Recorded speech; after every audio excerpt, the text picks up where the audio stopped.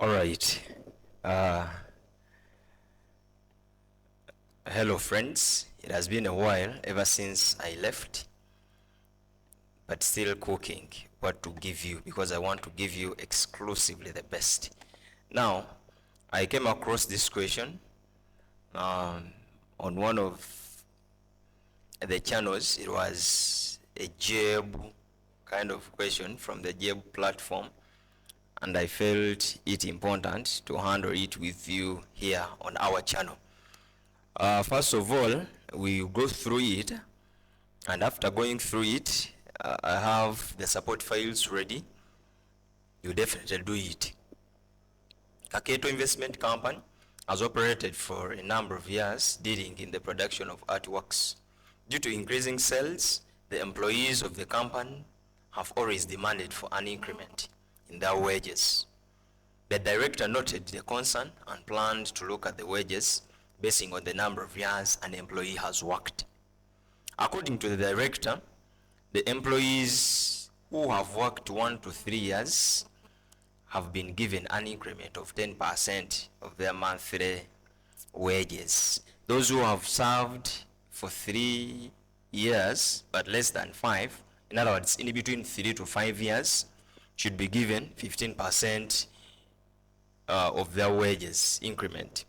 Those who have served for 5 years and above receive a 20% increment of their wages. The director wishes to organize data with the current wages and the new wages in an electronic file. Part of the data is in the file wages.sccdb in the support file folder. He would also wish to generate appointment letters for the employees with their names, job titles, and new wages. The director has limited knowledge about ICT, and he has asked you to help him. As a friend, that is task 1, prepare an electronic store for the information including the increment and the new wages. Part 2, generate new appointment letters for each of the employees. So right away, let's dive into task 1, and we prepare an electronic store for this information. Right away, I have the support files in this folder here. I have the appointment letter, and I have the file wages. I'm going to create a new folder here, and I'll put everything there that I will need to use. I right click and choose new. A new folder will be created, ready to be renamed. That folder is right here. So I'm going to call it Chimbo David, as usual, 007. Tap enter. Now, after creating this folder, I'll open it. It is of course empty, and then I'll get my files that are in this folder. That is appointment letter and wages. Those are the 2 files that I need. So first of all, when I go back to the question, as a friend, prepare an electronic store of the information including increments and the new wages. So first of all, I'll go to my folder and I open this access file and I see what is inside there. Open my access file, wages. It has one table called employee data, and when I open employee data, I'll see that it has employee number, employee name, gender, date of employment, job title, current wages. All right, this is my file. I can actually close it. You want to save? No, I will not save anything as yet. Now I open Excel. I'm actually going to work more in Excel than Access. So I'll open Excel, and in my Excel workbook, I'm going to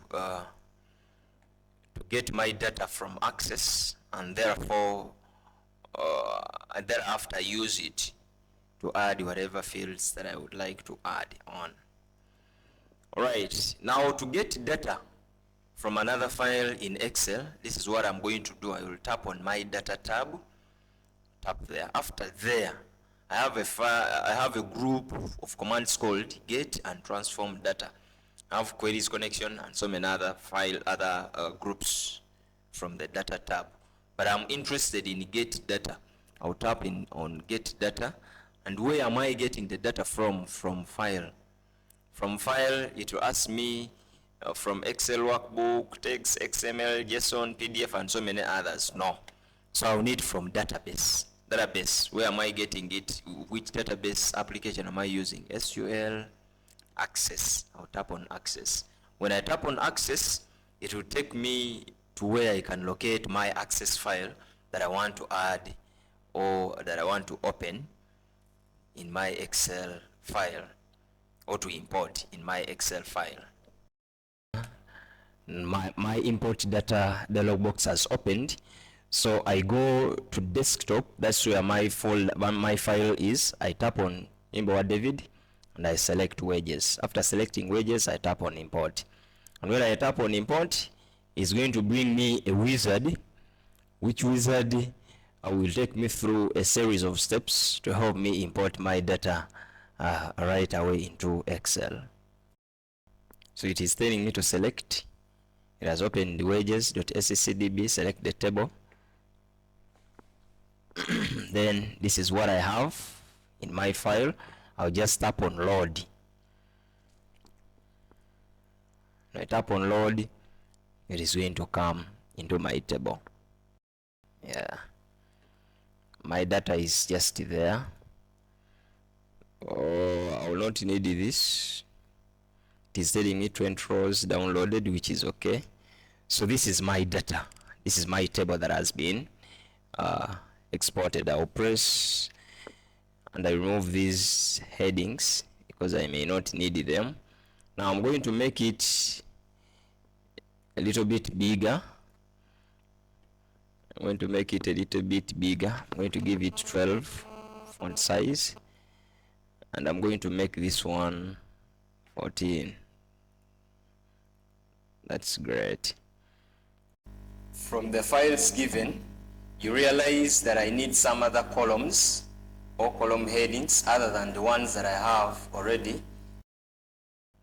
Actually, before the increment, I'll need the hours worked or years worked.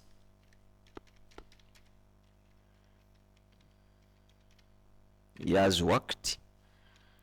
I'll need increment.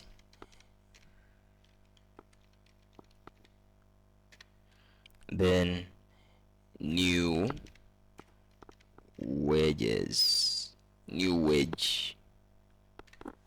Actually, so I have the years worked,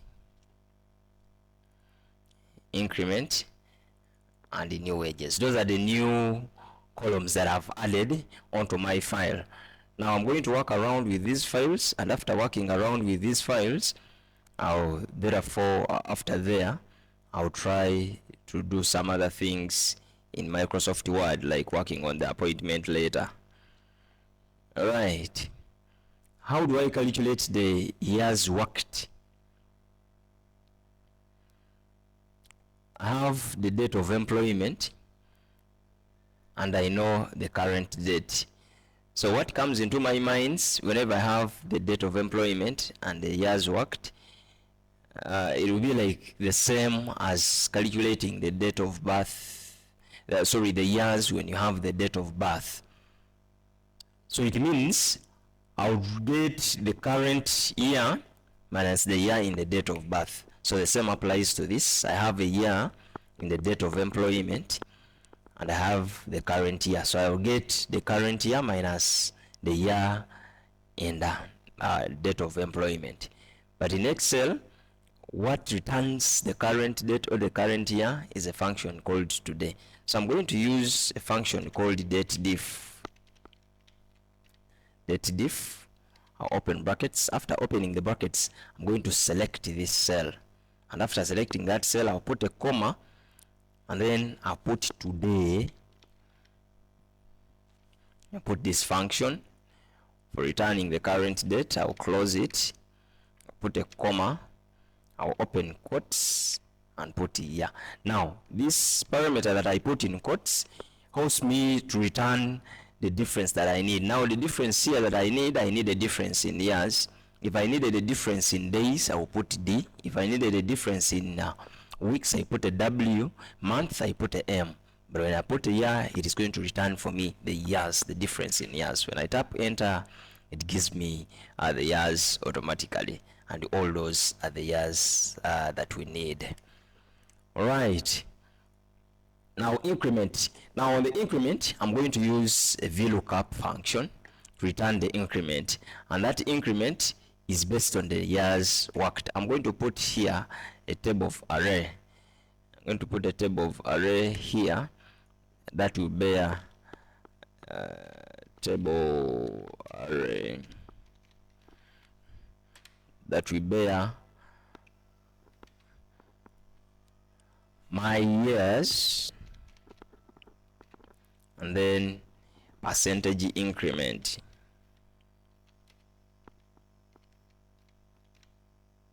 Percentage increase. All right. Okay.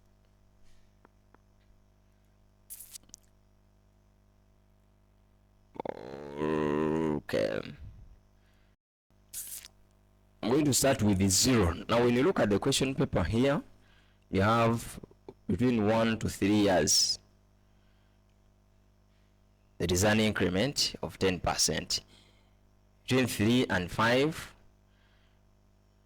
15%. Above 5, that is 20%. I'm going to say 0, 4, and 5. Here it is going to be 10%. 10%. Let me actually put it in brackets.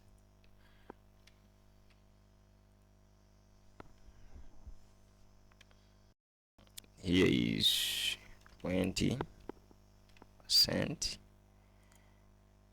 Sorry, this is 15%. 15, and this is 20%. Right, this is my table of array that I'm going to use to return the increment of each employee. I'll say equal signs, VLOOKUP, open brackets. I'm looking up this, comma. Let me remove this. I want it to check in this. Fix it. I put a comma. It returns 2. And then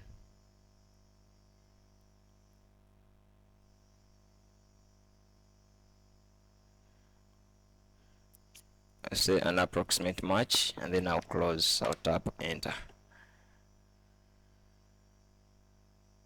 Then it has to return. I'm going to make this row. It has to give me percentages. But anyway, this is okay.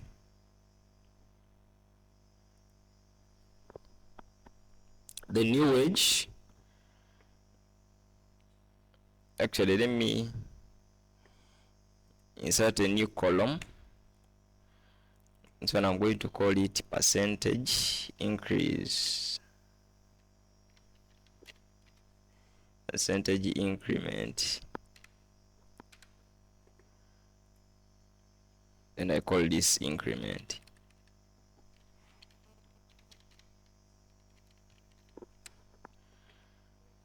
Now the increment would be equal signs. I'll multiply this by the old wage times the current wage. I tap enter. When I tap enter, it calculates the rest. Now the new wage would be increment plus the old wage. This one plus the current wage. When I tap enter, it calculates me the rest of the wages. So finally, that is what I need from my Excel table, and this is the file that I have to produce, or that I have produced. I can choose to hide this table of array and have this displayed. From there, then when I go back to the question, I have another task that tells me generate the new appointment letters for each employee. You may wonder why my references are a little bit different, but the references could be different in case you're using an official Excel table. You'll see them different. All right, let me make them as percentages like that. So I save this. I'm going to save it as employee data in my file after working on them. So I'll tap on this, I'll go to desktop and choose my folder. After choosing my folder, I'll call it employee data, having the new wages. Actually, this is what I need from this. All right.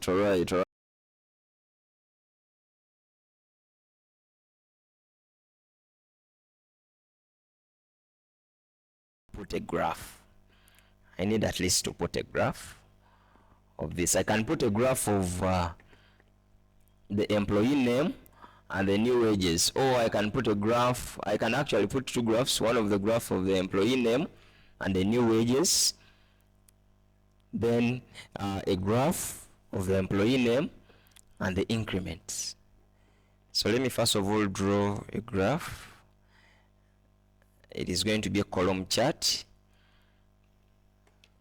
It is going to be a column chart of the name of the employee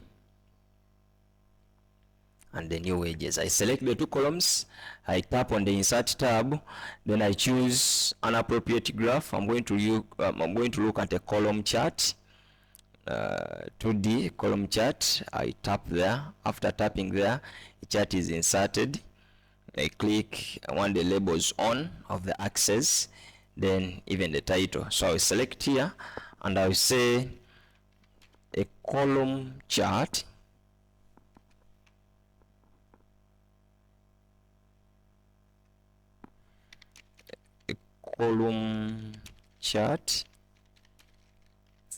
showing the new wages of the employees. I'll make it bold, then make it red. Yeah, I'm going to make the text red. I don't know why I like red very much. I select this. Now this, I'm going to call it new wages. And this one here, I'm going to call it employee name. Now whenever you create graphs, make sure you label the axes and give it appropriate titles. Now this graph of mine, I'm going to send it to another sheet called chart, and this is possible by tapping on the format tab on the chart design tab that is created when I insert a graph, and I will see a command called move chart. When I tap there, I'll see object in sheet. Now I need it on a new sheet. I tap here called chart 1, which is okay, and I tap. When I tap okay, it disappears from there and it goes to a new sheet. Actually, I would call it column chart. Column chart. Right, then I can go back to my employee data. I'm going to create a pie chart. I'll select this, and after selecting this, I'll hold control. I now need the percentage increase, and this percentage increase, I'm going to represent it on a pie chart. I'll go to the insert tab and I choose pie chart. I'm going to choose this pie chart. Right, when I tap on pie chart is created for me. And when the pie chart is created, I'll give it a title. I'll only need a title for the pie chart. I'll say, right, I'll say a pie chart showing percentage increment of in the wages increment in the wages of employees. Yes. Now whenever you draw or whenever you do charts, make sure you label them very well, because the moment you don't label them very well, you'll be missing out. You're doing this to communicate, but the moment you don't label, you'll not be communicating to anyone. People will be seeing things and they may not understand whatever they are seeing, but the moment you label them, you'll be telling them what happens where on your chart. All right, now this is my chart, and what I'm going to do, I'm going to move it to a new sheet like you saw the other time. I'll tap on chart design, then I tap on move chart. Where am I moving it? I'm moving it on new sheet, and I'm calling it pie chart. Yes, I'll click on OK, and my chart will be created on a different sheet. So I have column chart, pie chart, and then employee data. I'm going to make employee data the first sheet, then column chart, and pie chart also the other. From there, I'll have to put headers and footers. I'll tap on the insert tab, and I'll look for headers and footers. Sometimes the computer minimizes these commands, but you need to know the groups where they belong. So I tap on headers and footers. Right here, it will tell me header. I'm going to put my name, because in most cases they ask you to put your name, and in the footer they definitely ask you to add your personal number 007 for this time. So I'll also add it on the charts. I'll go to the insert tab, under text group I'll see headers and footers. I tap on it, I say custom header, I want to put it in the middle. I'll put my name, and after that I'll click on OK. Then I'll go to footer, I'll put my number 007. After that I'll tap on OK, then I'll click OK. Then even on the pie chart I'll do the same thing. On the pie chart. You can actually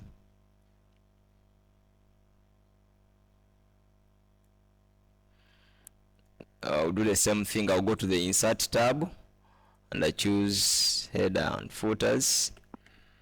Custom header, I'll put my name in the middle. Alright, I click OK. Then I go to custom footer, and I'll put 007 as my personal number. And I click OK. And after clicking OK, I guess I have everything that I need for this question. I'll now close my file, and I'm left with only one thing, printing.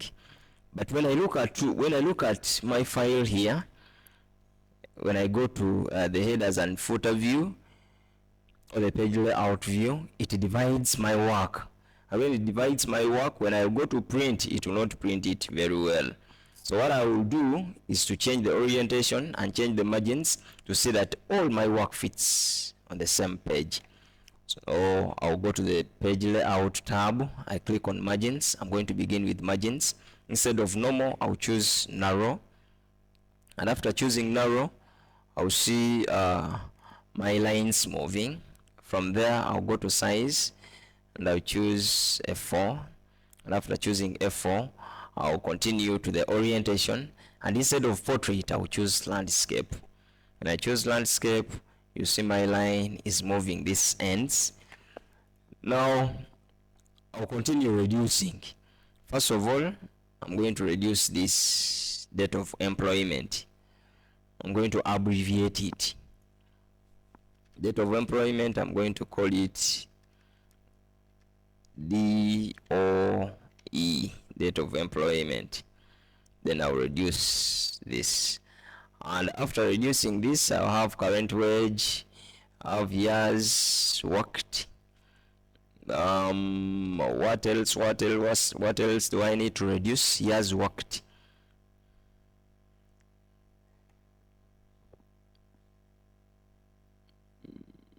Years worked. How do I reduce this percentage? Increment. Let me abbreviate these things such that I can have a smart table that fits on one page.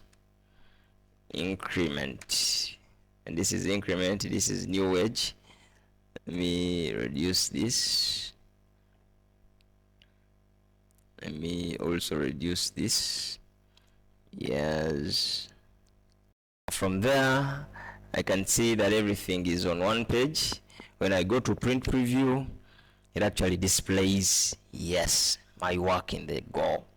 You see it has the headers and the footers. When I have my printer selected, I tap on the print button and I print. Right now, I'll go to generate appointment letters. But before generating them, I'll go to that file, appointment letter, and see that it has the information that is required in the appointment letters. First of all, they said it must have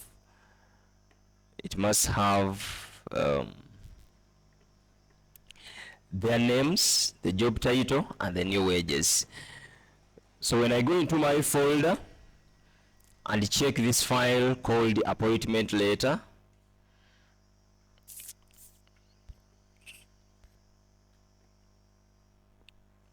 it has employee name, employee address, city or zip code, employee name, new job title, company name. Now company name, I'm just going to put Kaketo Investment Company because it doesn't change.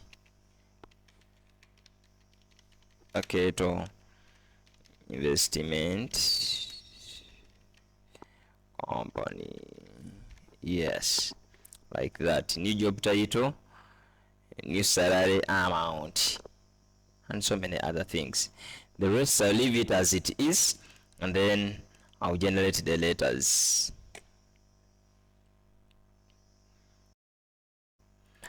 I'll go to the mailings tab and I choose select recipients, use an existing list. Now when I tap on use an existing list, I'm going to locate the list of employees that I have in my folder, and that list is the file that I was given in the support file. So I tap on desktop, I click on Chimbo David 007, and the file I need is employee data. I tap on it. When I tap on it, I click open. When I click open, my file links with the other Excel data and tells me which one do I want to link with. Let me link with that employee data. After linking, I see that when I tap on this, it gives me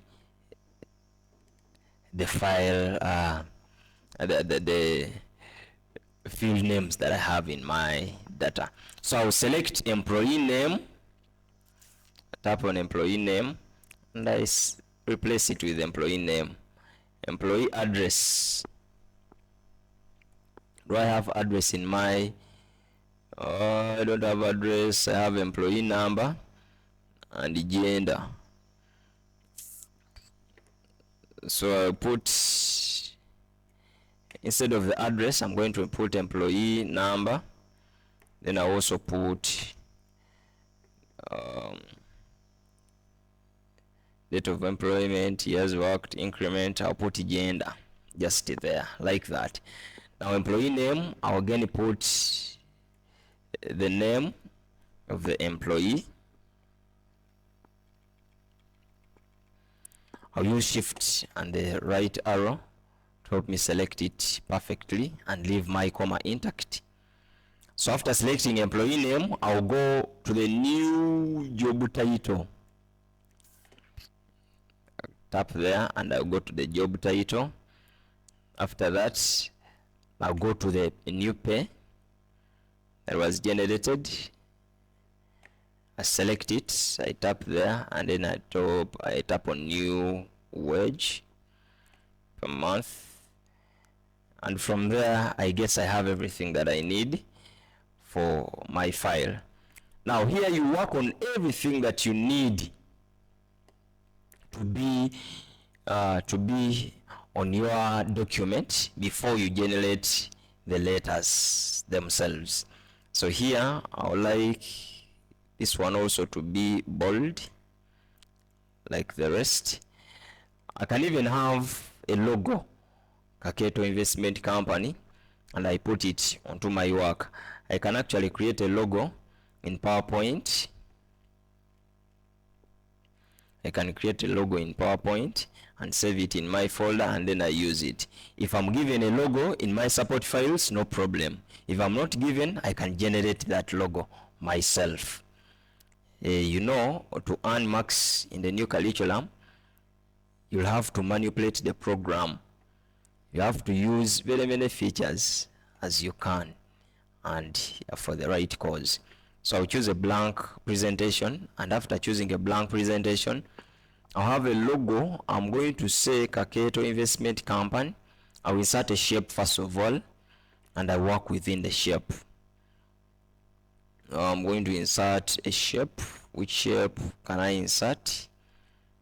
Kaketo Investment Company. I'm going to insert a diamond like shape. I'm going to insert that shape. I duplicate it like that. I'll select the first shape. I'm going to make it the shape fill. I'll say no fill. Yes, to have that kind of fill. I'll make the outlines. I'm going to make the outlines red. Shape outline red. And this other shape, I'll make also the outline red. Alright. Then this one here, I'll right click and add text. I want to add text. I'll say Kaketo Investment Company. I'm going to use those letters. I'll select all of them and I increase their size. Alright. Okay, to investment company, I don't need this. A. Alright, right now I want to make the I bigger than the rest of the letters. That is it. To match my design.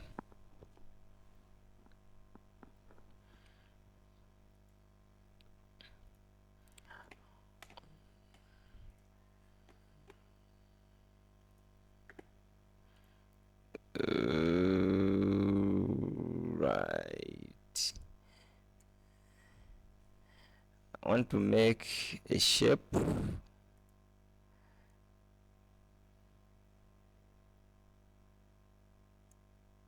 I want to make a shape that will match my letters very well. I need to right. I'm not now editing points. I want to take up the full shape. Yes. This is beautiful. Make this smaller.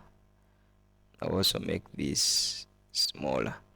I can even decide to make the shape fill of this red because I'm compelled, yes, to come up with a new design. And I can have the outline of this white to create just a line between. Beautiful. So that is my logo that I've created. I'll select everything, right click, and I choose group. I'll select everything, and then I group them. I tap on group, then I group. After grouping, see that everything is together. I'll right click onto my file that I've done, and I'll choose save as picture. When I tap on save as picture, it takes me to where I want to save it. I'm going to save it on the desktop in my folder, and I'm calling it logo. Then I tap on save. When I tap on save, I'm now free to close my PowerPoint and then go back to Word. I will not save. Then when I go back to Word, I'll click on the insert tab, pictures from device. I'll go to my folder and I locate the file that I've just created, desktop, Chimbo David, logo will be there. Then I'll tap on insert. When I tap on insert, my file is inserted. When it is inserted, it distorts some of my work. Now choose in front of text. When I choose in front of text, it becomes flexible, and I place it wherever I want to place it. And after placing it there, it will appear on all my files that I'm going to generate. There goes my logo. Afterwards, I will save this file. I'll save this file in my folder. I'll save it as appointment letter Majid.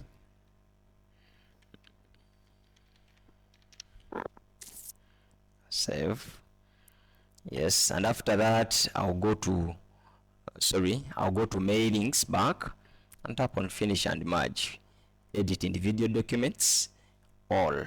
I tap on OK. When I tap on OK, my file is going to create the documents properly, and it has a number of pages. It puts them in a new document called letters, and it has personalized them properly.